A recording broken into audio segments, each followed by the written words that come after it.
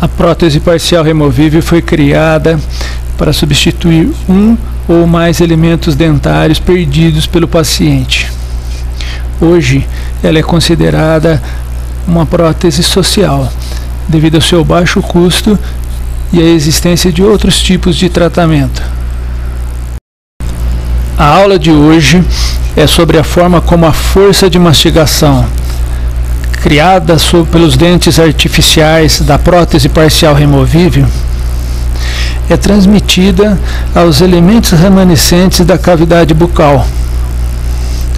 Outro ponto que iremos abordar nesta aula são os tipos de classificação utilizados na literatura para ajudar a definir o tratamento mais adequado para cada caso clínico.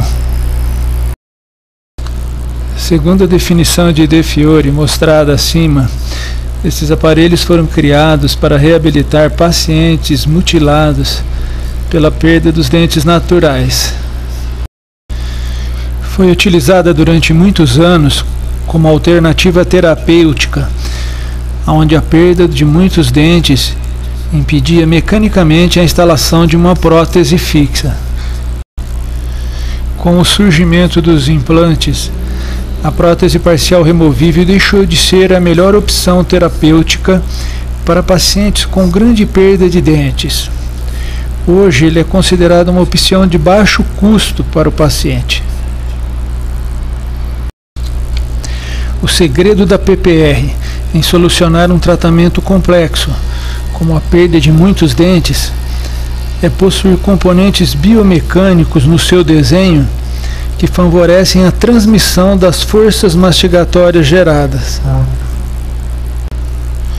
Precisamos estudar o ligamento periodontal, a fibromucosa de revestimento e o osso.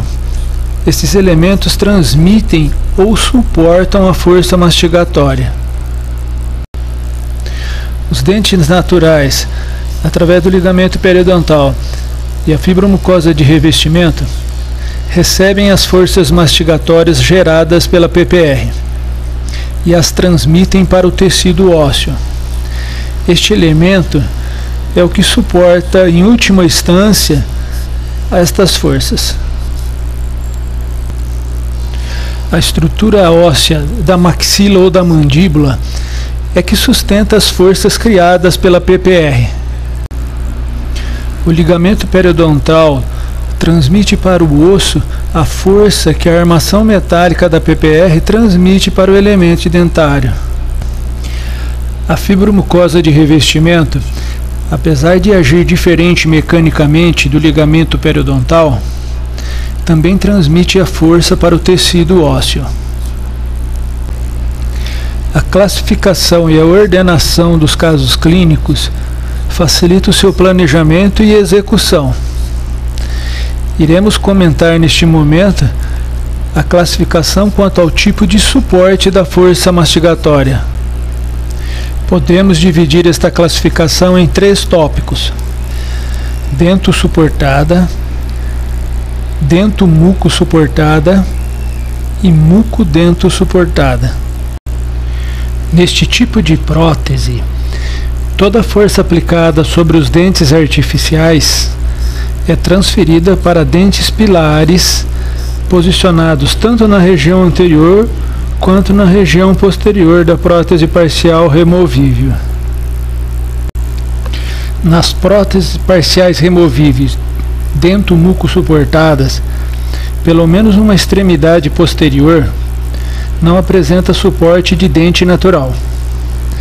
O papel de suportar as forças mastigatórias neste aparelho é executada pela fibromucosa de revestimento do rebordo alveolar. Durante a mastigação, a PPR dento-muco suportada se movimenta mais em direção à fibromucosa de revestimento, devido à maior elasticidade apresentada em relação ao ligamento periodontal. Na PPR muco-dento suportada, o suporte dentário é mínimo e mal distribuído. No entanto, o paciente deseja mantê-los, ao invés de construir uma prótese total. Em 1927, Kennedy propôs uma classificação baseada na distribuição dos dentes na arcada e na forma como as forças mastigatórias interagem com o aparelho protético construído. Kennedy distribuiu os casos clínicos em 4 grandes grupos.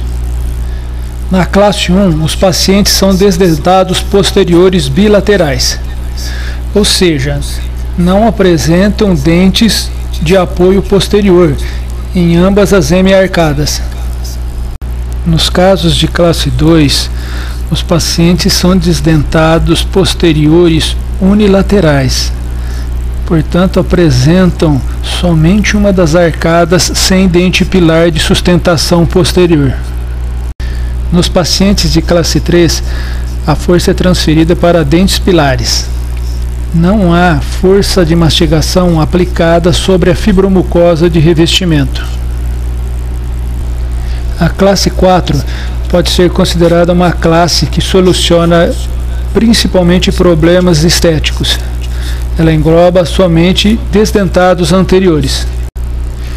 Para o melhor aproveitamento da classificação de Kennedy, Applegate propôs 8 regras que devem ser incorporadas a ela. A regra número 1 determina que a classificação deve ser feita somente após o preparo prévio da arcada. As patologias orais devem ser eliminadas antes. Regra número 2. Se o paciente não tem os terceiros molares, eles não devem ser considerados na classificação. Na regra número 3, o terceiro molar será utilizado como pilar de sustentação da PPR. Portanto, deverá ser utilizado na classificação. Regra número 4. Se não existir o segundo molar e não for substituído por dente artificial da PPR, não o utilizamos na classificação.